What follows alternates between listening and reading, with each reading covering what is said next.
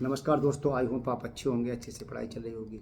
दोस्तों आज हम पढ़ेंगे समसामयिकी घटना चक्र मार्च 2025 निरंतर।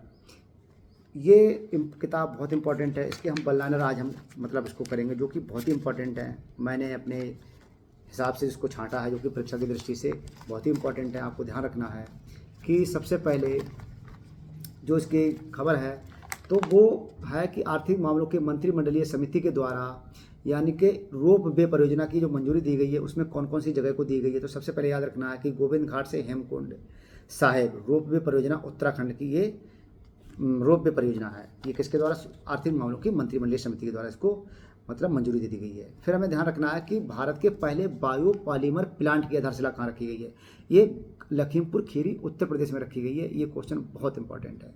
फिर अगला क्वेश्चन है, भारत का पहला बायो पॉलीमर जो प्लांट स्थापना की गई है इसी में, तो ध्यान रखना है कि ये किसने की है। तो बलरामपुर शुगर मिल लिमिटेड के द्वारा ये लखीमपुर खीरी में की गई है। दिल्ली विधानसभा का अध्यक्ष किसे चुना गया है? तो दोस्तों दिल्ली विधानसभा का अध्यक्ष का जो चयन करा गया है वो करा गया विजेंद्र गुप्ता का। और फिर अगली खबर है कि भारत का पहला वर्टिकल बाईफेशियल सोलर प्लांट कहाँ उद्घाटित किया गया है? तो ओखला बिहार मेट्रो स्टेशन नई दिल्ली। इम्पॉर्टेंट है। अब आपको अगली जो ध्यान रखनी है वो रखनी है सूचना, स्वावलंबी कार्यक्रम किस मंत्रालय द्वारा शुरू किया गया है? स्वावलंबनी इम्पॉर्टेंट कार्यक्रम है। ये घटना सार में भी दिया हुआ है। तो स्वावलंबनी कार्यक्रम का उद्देश्य है पूर्वोत्तर भारत में महिला उद्यमिता को बढ़ावा देना। दोस्तों स्वावलंबनी कार्यक्रम किन राज्यों में शुरू किया गया? तो असम, मेघालय और मिजोरम। 3 राज्य हैं, इंपॉर्टेंट हैं। तो असम है, मेघालय है और मिजोरम। गुजरात सरकार ने राज्य का पहला जैव विविधता धरोहर स्थल किसको घोषित किया गया है? मैग्रोव गुनरी स्थल कच्छ, गुजरात को। मोस्ट इंपॉर्टेंट है। फिर अगला जो हमारा करंट अफेयर्स है वो है, विश्व का पहला महामृत्युंजय यंत्र 52 फीट कहाँ स्थापित किया गया है? तपोवन आश्रम प्रयागराज, यानी कि जिसका प्राचीन नाम इलाहाबाद है, रखा गया है दोस्तों। फिर अगले हम देखते हैं कि 8वां प्रवासी भारतीय दिवस सम्मेलन 2025 कहाँ आयोजित किया गया था? ये भुवनेश्वर यानी कि उड़ीसा की राजधानी भुवनेश्वर में आयोजित किया गया था। और इसकी जो विषय था वो था विकसित भारत में प्रवासी भारतीयों का योगदान। और इस सम्मेलन के मुख्य अतिथि कौन थे? क्रिस्टीन कंगालू त्रिनाद और टैबोके के राष्ट्रपति थे। तो इसलिए दोस्तों हमें यहाँ इसको ध्यान रखना है। फिर उत्तर प्रदेश के किस जिले में औद्योगिक पार्क निर्माण की योजना को स्वीकृति मिली है? वो है दोस्तों गाजीपुर। रक्षा मंत्रालय ने सर्वसम्मति से 2025 को किस रूप में बनाने की बात की गई है? किसने? रक्षा मंत्रालय ने। तो सुधारों का वर्ष, ईयर ऑफ रिफॉर्म। अब अगला क्वेश्चन आपको ध्यान यहीं पर रखना है दोस्तों कि विश्व सरकार शिखर सम्मेलन 2025 की थीम, हाँ नहीं, अब इसका अगला ये क्वेश्चन, और हाँ जैसे हमने कहा क्या कि रक्षा मंत्रालय ने किस वर्ष के रूप में मनाने की घोषणा की है 2025 को, वो करी है। आपको ध्यान रखना है कि सुधारों का वर्ष। किसका? सुधारों का वर्ष, यानी कि ईयर ऑफ रिफॉर्म। और अगले ध्यान रखना है कि संयुक्त राज्य अमीरात के मोहम्मद बिन जायद ने संयुक्त अरब अमीरात के राष्ट्रपति शेख मोहम्मद बिन जायद अल नहयान ने 2025 को किस रूप में मनाने की घोषणा की है? समुदाय वर्ष, यानी कि कम्युनिटी ईयर। तो ये दोस्तों आपको जरूर ध्यान रखना है। किसी चिड़ियाघर में भारत का पहला वन्यजीव जैव बैंक कहाँ स्थापित किया जा रहा है? वो Padmaja Naidu Himalayan zoological park Darjeeling, यानी कि पश्चिम बंगाल में स्थापित किया जा रहा है दोस्तों। 76वें गणतंत्र दिवस के अवसर पर भारत के राजकीय मेहमान कौन थे? तो प्रबावो सुबियांतो इंडोनेशिया के राष्ट्रपति थे। ये आपको ध्यान रखना है। अब अंतर्राष्ट्रीय हम देखते हैं, honorary order of freedom of Barbados सम्मान किसे प्रदान किया गया है? तो दोस्तों ये प्रधानमंत्री श्री नरेंद्र मोदी जी को प्रदान किया गया है। मार्च 2025 में भारत का दौरा करने वाली राजकुमारी एस्ट्रेंड्रीड कौन थी? ये बेल्जियम के आर्थिक मिशन की प्रमुख थी। क्वेश्चन पूछा जा सकता है। Green transition alliance India GTAI यानी कि शुरुआत करने की घोषणा करने वाला विश्व का पहला देश कौन सा है? वो है डेनमार्क। भारत ने उष्णकटिबंधीय तूफान सारा के मद्देनजर किस देश को 26 टन की मानवीय सहायता प्रदान की? वो होंडुरास था। बहुत ही इंपॉर्टेंट है दोस्तों। फिर अगला हम करंट अफेयर्स देखते हैं कि प्रसिद्ध तमिल कवि तिरुवल्लुवर की प्रतिमा का अनावरण कहाँ किया गया है 15 फरवरी 2025 को? ये आपका फिलीपींस में किया गया है। अगला आपको ध्यान रखना है कि विश्व सरकार शिखर सम्मेलन 2025 का आयोजन कहाँ किया गया है। ये दुबई संयुक्त अरब अमीरात में किया गया है। अब अगला करंट अफेयर से आपको ध्यान देना है, पहला बिम्स्टेक युवा शिखर सम्मेलन, यानी कि पहला बिम्स्टेक युवा शिखर सम्मेलन है, इसलिए ज़्यादा इंपॉर्टेंट है। ये कहाँ का मनाया गया है, ये गांधीनगर गुजरात में। ऑपरेशन डेविल हंट किस देश ने शुरू किया है, ये बांग्लादेश ने। ऑपरेशन डेविल हंट का उद्देश्य क्या है, राजनीतिक अशांति से जुड़ी हिंसा पर कार्रवाई करना, क्योंकि आपने देखा होगा कि बांग्लादेश के हालात अभी बीच में बहुत ज़्यादा खराब हो गए थे, इसलिए ऑपरेशन हंट शुरू किया गया है। अगले हम दोस्तों देखते हैं कि बेल्जियम के नए प्रधानमंत्री के रूप में किसने शपथ ली है। तो आपको ध्यान रखना है कि बेल्जियम के प्रधानमंत्री के रूप में बार्ट डी वेबर ने शपथ ली है। ग्रीन ट्रांजिशन अलायंस इंडिया किस देश ने शुरुआत की है, तो आपको पता है ये डेनमार्क ने शुरुआत की, पीछे हम पढ़ भी चुके हैं। अब भारत का पहला मध्य पूर्व सम्मेलन, यानी कि भारत का पहला रायसीना मध्य पूर्व सम्मेलन कहाँ आयोजित किया गया था, अबू धाबी संयुक्त अरब अमीरात में, यानी कि अबू धाबी के संयुक्त अरब अमीरात में इसको आयोजित किया गया था। दोस्तों लेबनान का राष्ट्रपति किसे नियुक्त किया गया है, तो जोसेफ आउन, यानी कि जोसेफ आउन को लेबनान का राष्ट्रपति नियुक्त किया गया है। अब वो यूरोड्रोन, यानी कि यूरोड्रोन परियोजना में पर्यवेक्षक का दर्जा किसे दिया गया है, भारत को। अमेरिकी राष्ट्रपति डोनाल्ड ट्रंप ने किस पर्वत चोटी का नाम बदलकर डेनाली रख दिया गया, माउंट मैकलने का नाम बदलकर किसने क्या रख दिया है, डेनाली। और मैक्सिको की खाड़ी का नाम बदलकर क्या कर दिया गया है, अमेरिका की खाड़ी। तो आपको ये दोनों चीज़ें ध्यान रखनी है। किस देश की सेना ने आतंकी संगठन बोको हराम के खिलाफ ऑपरेशन हस्का नाइट चलाया, चाड, इम्पॉर्टेंट है। और आर्थिकी में हम पढ़ेंगे वेल्थ रिपोर्ट 2025 किसने जारी की है, नाइट फ्रैंक यूनाइटेड किंगडम द्वारा जारी की गई है। दोस्तों वेल्थ नेशन रिपोर्ट 2025 के अनुसार दुनिया में सबसे ज़्यादा हाई नेट बर्थ लोगों के मामले में भारत का स्थान क्या है, वो चौथा है। इससे पहले 3 स्थान पर कौन है, सबसे पहले अमेरिका है, फिर इसके बाद चीन है, फिर जापान है, फिर भारत है। ग्लोबल इन्वेस्टर्स समिट 2025 कहाँ आयोजित की गई थी, तो दोस्तों ये भोपाल मध्य प्रदेश में आयोजित की गई थी, यानी कि ग्लोबल इन्वेस्टर्स समिट 2025 इंपॉर्टेंट है। डिजिटल पायलट लाइसेंस पेश करने वाला दूसरा देश कौन बन गया, वो भारत बन गया, जिसने डिजिटल पायलट लाइसेंस जारी किया है। पहला देश कौन था, वो चीन था, और दूसरा कौन था, भारत। राज्यों में पंचायतों को हस्तांतरण की स्थिति एक सांकेतिक साक्ष्य आधारित रैंक, ये किसने जारी की है, ये करी है भारतीय लोक प्रशासन संस्थान के द्वारा इसको जारी किया गया है। अब इसमें ध्यान ये देखना है कि राज्यों केंद्र शासित प्रदेशों की रैंकिंग किस आधार पर दी गई है। 6 आयाम हैं और 25 उप सूचकांक हैं, 6 इसके आयाम और 25 उप सूचकांक। हस्तांतरण सूचकांक 2024 में टॉप 3 राज्यों कर्नाटक, केरल और तमिलनाडु।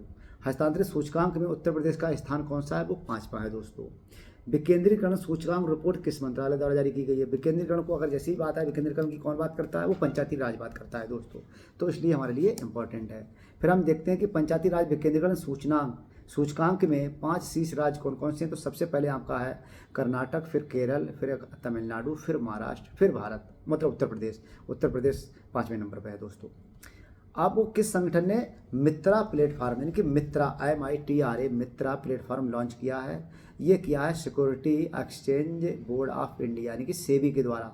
मित्रा का पूरा नाम है दोस्तों mutual fund investment tracing and retrieval assistant. और मित्रा प्लेटफार्म का उद्देश्य क्या है, अनक्लेम्ड या निष्क्रिय म्यूचुअल फंड अनेफोलियोज को ट्रैक करना, जो कि अनक्लेम्ड हैं, ऐसे ही डंप पड़े हुए हैं, निष्क्रिय हैं, उनके की खोज करना दोस्तों। अब वित्तीय स्वास्थ्य सूचकांक 2025 जारी किया गया है, ये नीति आयोग ने जारी किया गया है। इसमें 18 राज्यों को रैंकिंग दी गई है और नंबर 1 पर जो राज्य है वो है आपका उड़ीसा, और सबसे खराब प्रदर्शन करने वाला है पंजाब, और फ्रंट रनर जो है वो महाराष्ट्र और उत्तर प्रदेश। आपको ध्यान रखना कि फ्रंट रनर में उत्तर प्रदेश और महाराष्ट्र है, तो महाराष्ट्र पहले नंबर पर, उत्तर प्रदेश दूसरे नंबर पर। ओवरऑल 18 राज्यों में सबसे नंबर 1 पर कौन है, ओडिशा। अब 6वां अंतर्राष्ट्रीय मिलेट्स महोत्सव कहाँ आयोजित किया गया था, ये बेंगलुरु कर्नाटक में आयोजित किया गया दोस्तों। मूल्यवान ब्रांडों की वैश्विक रैंकिंग जो आई थी 500 2025 में किस कंपनी को शीर्ष स्थान प्राप्त हुआ था, वो थी एप्पल कंपनी। टाटा समूह को रैंकिंग में कौन सा स्थान मिला था, वो 60वां, यानी कि 60 नंबर पर वो रहा था। 55वीं विश्व आर्थिक मंच की वार्षिक बैठक। विश्व आर्थिक मंच की जब भी बात की जाए तो आपका स्विट्जरलैंड का दावोस ही होगा। अब वर्ल्ड इकोनॉमिक फोरम का जो विषय था, वर्ल्ड इकोनॉमिक फोरम का जो विषय था तो वो था बुद्धिमान युग के लिए सहयोग। अब राष्ट्रीय हल्दी बोर्ड के पहले अध्यक्ष किसे बनाए गए थे? तो राष्ट्रीय हल्दी बोर्ड का जो गठन किया गया था उसके पहले अध्यक्ष बनाए गए थे वो पल्ले गंगाधर रेड्डी। दोस्तों अब हम विज्ञान में पढ़ते हैं तो सबसे पहले आपको ध्यान रखना है कि ओसलोट यानी कि OCELOT ये क्या है, हाल ही में चर्चा में रहा है। तो आपको ध्यान देना है, अमेजन का प्रोटोटाइप क्वांटम कंप्यूटिंग चिप है, यानी कि क्वांटम कंप्यूटिंग चिप है, ये बहुत चर्चे में रही है, इसलिए इसको ध्यान रखना है। इस मिशन का उद्देश्य क्या? अब आपने देखा नासा का एक मिशन था लूनर ट्राइबिलेजर, ये मिशन था स्पेस एक्स फाल्कन 9 रॉकेट के द्वारा शुरुआत की गई थी। ये नासा का मिशन लॉन्च किया गया था। इस मिशन का उद्देश्य था चंद्रमा की सतह पर जल की खोज करना। तो चंद्रमा की सतह की जल की खोज करने वाला जो मिशन था उसको हमने लूनर ट्राइबिलेजर मिशन का नाम दिया था। अब वो अगले ध्यान देना कि 12वां भारत के पर्यावरण की स्थिति रिपोर्ट 2025 ये किसने पेश की गई? विज्ञान और पर्यावरण केंद्र और डाउन टू अर्थ पत्रिका के द्वारा इसको प्रस्तुत किया गया है। अब धर्म गार्जियन सैन्य अभ्यास का 6ठा संस्करण कहाँ किया गया था? ये जापान में किया गया था दोस्तों। अब धर्म गार्जियन किस किस के बीच होता है? भारत और जापान के बीच। गूगल ने भारत में अपना सबसे बड़ा कैंपस किस नाम से खोलने की बात की गई है? अनंत, यानी कि गूगल ने भारत में अपना सबसे बड़ा कैंपस किस नाम से लॉन्च किया है? वो अनंत नाम से लॉन्च किया है। माइक्रोसॉफ्ट ने क्वांटम कंप्यूटिंग चिप किस नाम से लॉन्च की है? यानी कि माइक्रोसॉफ्ट ने जो कंप्यूटिंग चिप लॉन्च की है वो किस नाम से लॉन्च की है? मजोरना, MAJORAN, मजोरना वन। किस भारतीय संस्था ने नया एक्सप्लोनेट खोजा है? भौतिक अनुसंधान प्रयोगशाला ने। फिर अगले हमें ध्यान देना है भारत का पहला स्वदेशी स्वचालित जैव चिकित्सा अपशिष्ट उपचार संयंत्र कौन सा है? सृजनम। ये कहाँ चालू किया गया है? ये एम्स दिल्ली में चालू किया गया है। ये स्वचालित जैव जो चिकित्सा अपशिष्ट होता है उसको ये खत्म करेगा। और सृजन का विकास किसने किया है? ये आपका CSIR राष्ट्रीय अंतर विषयी विज्ञान एवं प्रौद्योगिकी संस्थान ने इसको बनाया है दोस्तों। अब हमें ध्यान देना है कि अभ्यास साइक्लोन किस किस के बीच चलाया गया? भारत और मिस्र के बीच चलाया गया था अभ्यास साइक्लोन, इंपॉर्टेंट है दोस्तों। अब हम देखते हैं कि खगोलविदों ने ब्रह्मांड से अब तक पाई गई सबसे बड़ी किस संरचना की पहचान की गई है? तो QP यानी कि क्यूपू यानी कि एक खगोलविदों ने ब्रह्मांड में अब तक पाई गई सबसे बड़ी संरचना की पहचान की है। ये QP किस प्रकार की संरचना है? ये आकाशगंगाओं का एक समूह है। इसमें 1.3 अरब प्रकाश वर्ष दूर है ये हमसे, की जो लंबाई है वो इतनी है। भारत का पहला स्वदेशी एरोस्पेस ग्रेड सेमीकंडक्टर चिप का नाम क्या है? शक्ति, यानी कि भारत का पहला स्वदेशी एरोस्पेस यानी कि ग्रेड सेमीकंडक्टर चिप का नाम है शक्ति। शक्ति चिप का विकास किसने किया है? IIT मद्रास ने किया है दोस्तों, इंपॉर्टेंट है। अब हम देखते हैं कि एक्वेरियम सैन्य अभ्यास कौन सा संस्करण संपन्न हुआ? यह 13वां। कहाँ हुआ था? मालदीव के साथ हुआ था दोस्तों। किस संस्थान ने Bharat cancer genome Atlas launch किया है? किस संस्थान ने भारत कैंसर जीनोम? भारतीय प्रौद्योगिकी संस्थान IIT मद्रास ने। भारत का पहला सफेद बाघ प्रजनन केंद्र कहाँ है? ये रीवा मध्य प्रदेश में है। और वैज्ञानिकों ने पहली बार किस जानवर के भ्रूण के 2 विट्रो यानी कि इन विट्रो यानी IVF के माध्यम से विकसित किया है? कंगारू यानी कि ऑस्ट्रेलिया में दोस्तों। किस देश ने ठोस रॉकेट मोटर्स के लिए दुनिया का सबसे बड़ा 10 टन प्रणोदक मिक्सर विकसित किया है? ये भारत ने 10 टन। नासा का पंच मिशन किसका अध्ययन करेगा? सूर्य के वायुमंडल यानी कि कोरोना का अध्ययन करेगा। भारत का पहला तो कोरोना जो पंच है, जो पंच का फुल फॉर्म क्या है? तो unify the corona and heliosphere यानी कि इसका पंच का फुल नाम है। भारत का पहला 422 मीटर लंबा हाइपर लूप ट्रैक का अनावरण कहाँ किया गया है? जो टेस्ट ट्रैक होगा ये IIT मद्रास ने किया है। यानी किसने कराया? IIT मद्रास ने। और हिंदुस्तान जेट ट्रेनर का अपग्रेड बर्नर किस नाम से जाना जाएगा? ये यासस। विश्व स्वास्थ्य संगठन WHO ने किस देश को मलेरिया मुक्त घोषित किया है? तो आपको ध्यान रखना है जॉर्जिया।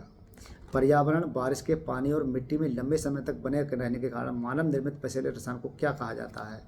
फॉरएवर केमिकल्स दोस्तों कहा जाता है। केरल सरकार ने कौन सी मौसम चेतावनी प्रणाली शुरू की गई है? कवचम।